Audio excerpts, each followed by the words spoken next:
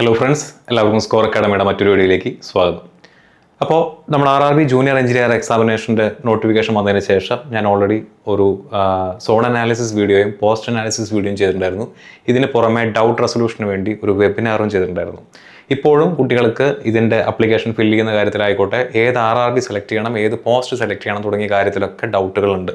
Okay, അപ്പോൾ അതിലേക്ക് കുറച്ചുകൂടെ ഒരു ഇൻസൈറ്റ് തരുന്നതിന് വേണ്ടിയിട്ടാണ് ഒരു ചെറിയൊരു സെഷനുമായിട്ട് ഞാൻ ഇന്ന് നിങ്ങളുടെ മുന്നിലേക്ക് വന്നിട്ടുള്ളത്. അപ്പോൾ ഇന്ന് നമ്മൾ പ്രധാനമായിട്ടും ഡിസ്കസ് ചെയ്യാനായിട്ട് പോകുന്നത് ഒരു 3 RRBകളെ പറ്റിയിട്ടാണ്. RRB Trivandrum, RRB Chennai and RRB Kolkata.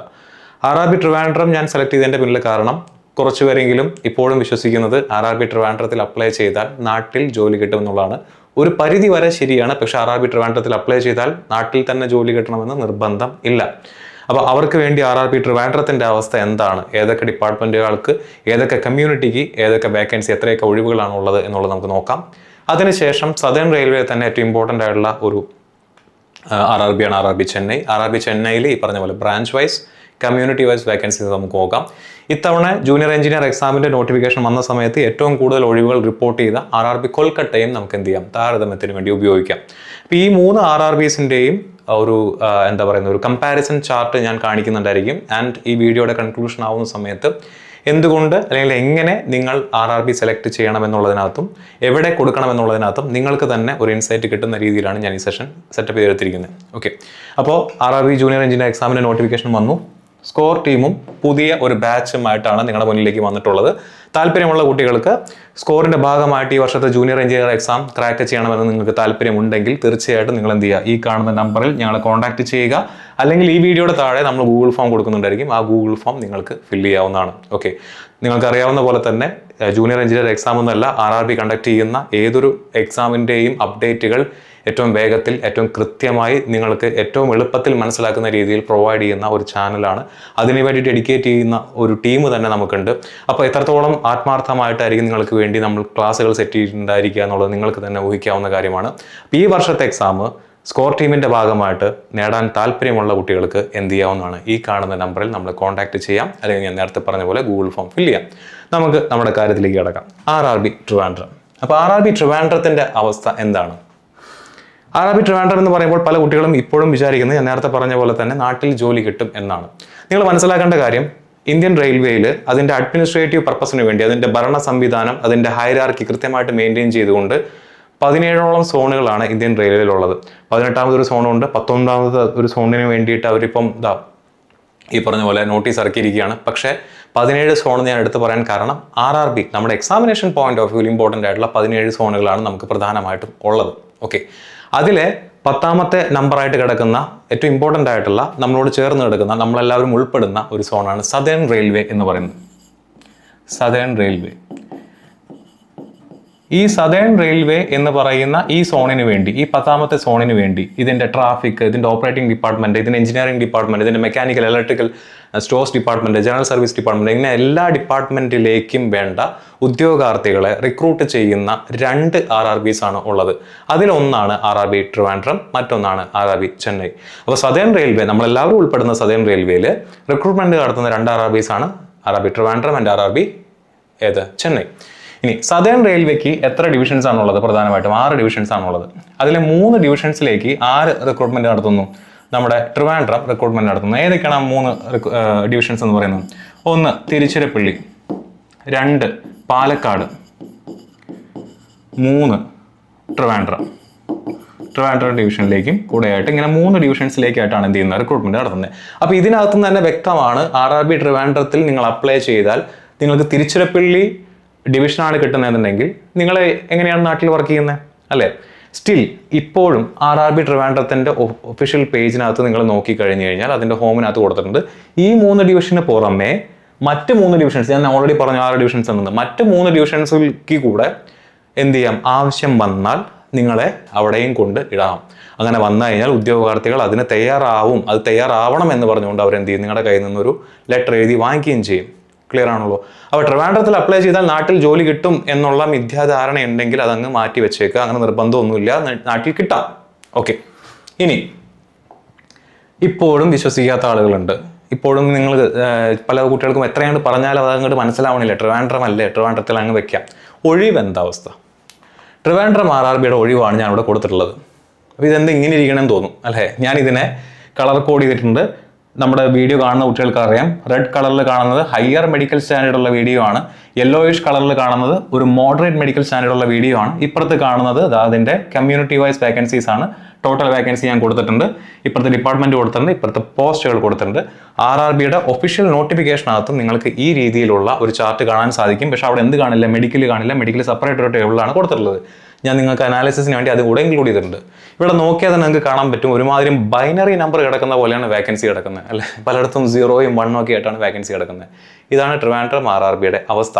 Okay, ഇനി ട്രിവാൻഡ്രം RRBയിൽ അപ്ലൈ ചെയ്ത് കഴിഞ്ഞാൽ നിങ്ങൾക്ക് നിങ്ങളുടെ ഡിപ്പാർട്ട്മെന്റ് അനുസരിച്ച് എത്ര ഒഴിവ് കിട്ടുമെന്നുള്ളത് ഞാൻ മറ്റൊരു ടേബിളിനകത്ത് കൊടുത്തിട്ടുണ്ട്.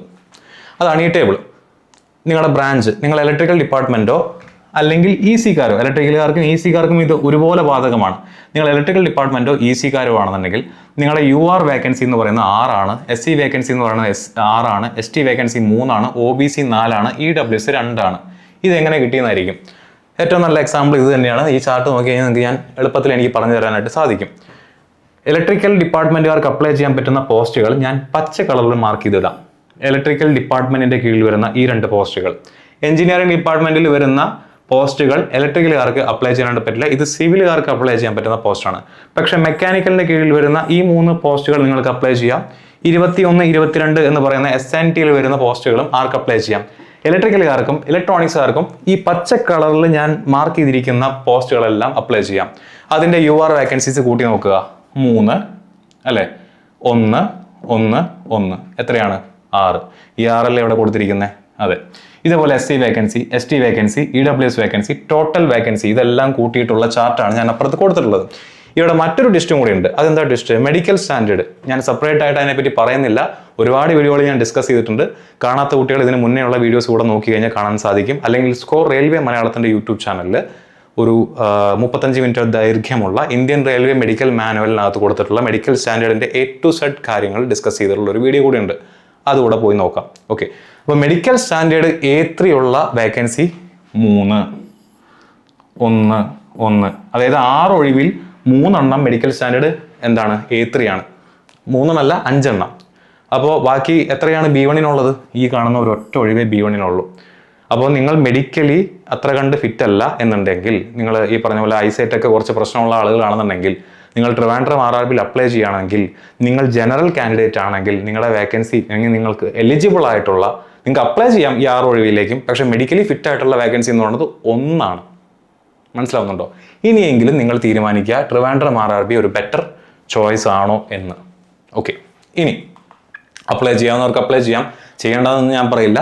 നിങ്ങൾ ലോജിക്കലി ഒരു കൺക്ലൂഷനിൽ എത്തിപ്പെടുക, ഡാറ്റ നിങ്ങളുടെ മുന്നിലേക്ക് എത്തിക്കുക എന്നുള്ള പണിയാണ് ഞാനിപ്പോൾ ചെയ്തുകൊണ്ടിരിക്കുന്നത്. ഓക്കെ, നമുക്ക് അടുത്ത RRBയിലേക്ക് കടക്കാം. ചെന്നൈ RRB ചെന്നൈ ഞാൻ ഇതിന് മുന്നേ മറ്റൊരു വീഡിയോയിൽ ഡിസ്കസ് ചെയ്തിട്ടുണ്ട്.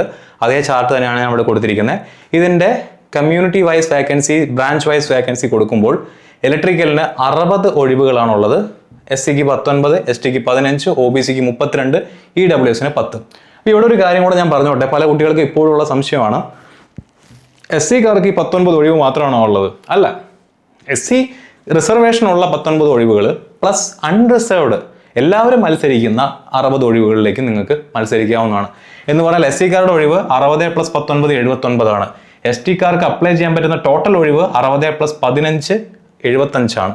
OBC-കാർക്ക് 60 + 32 92 ഒഴിവുകളും EWS-കാർക്ക് 70 ഒഴിവുകളിലേക്കുമാണ് മത്സരിക്കാനായിട്ട് പറ്റുന്നത്.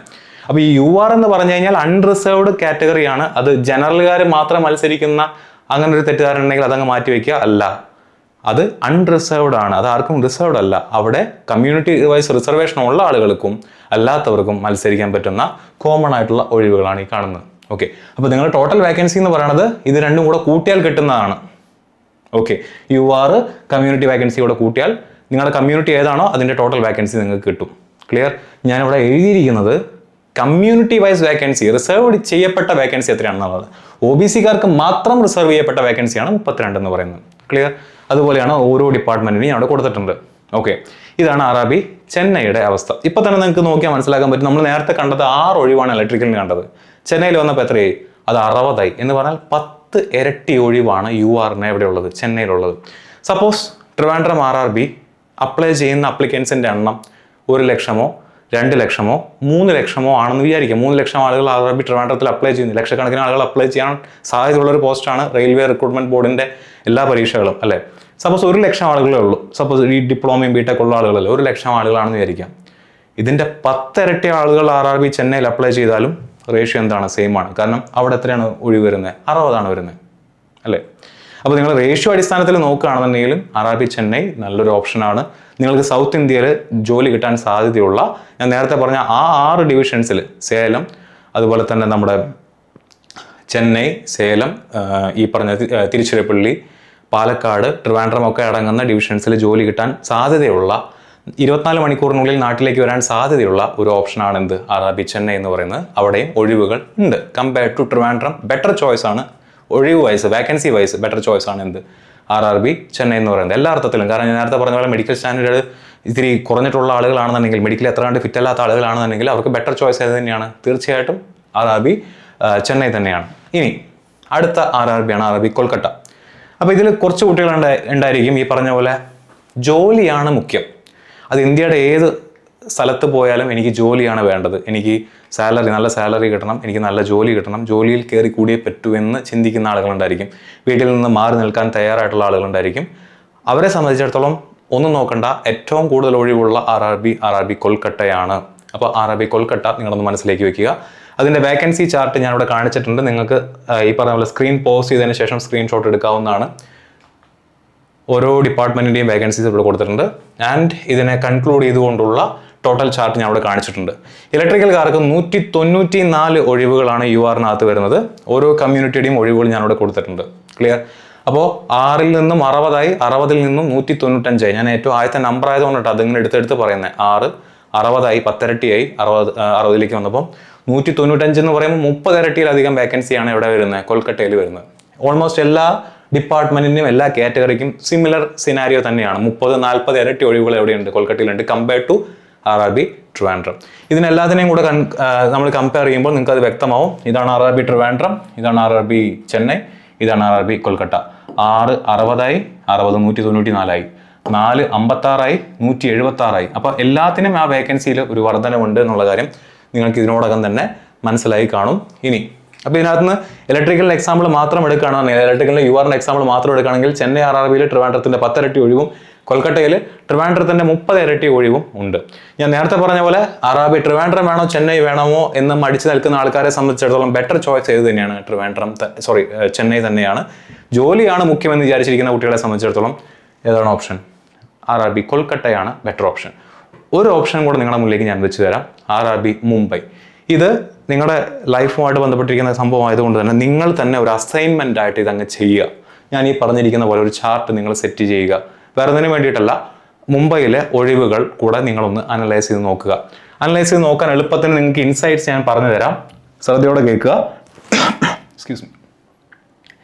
നിങ്ങൾ ട്രിപ്ലി, EC തുടങ്ങിയ ബ്രാഞ്ചിലുള്ള ആളുകളാണെന്നുണ്ടെങ്കിൽ നിങ്ങൾ മുംബൈ RRBയുടെ നമ്മുടെ നോട്ടിഫിക്കേഷൻ എടുത്ത് നോക്കുക.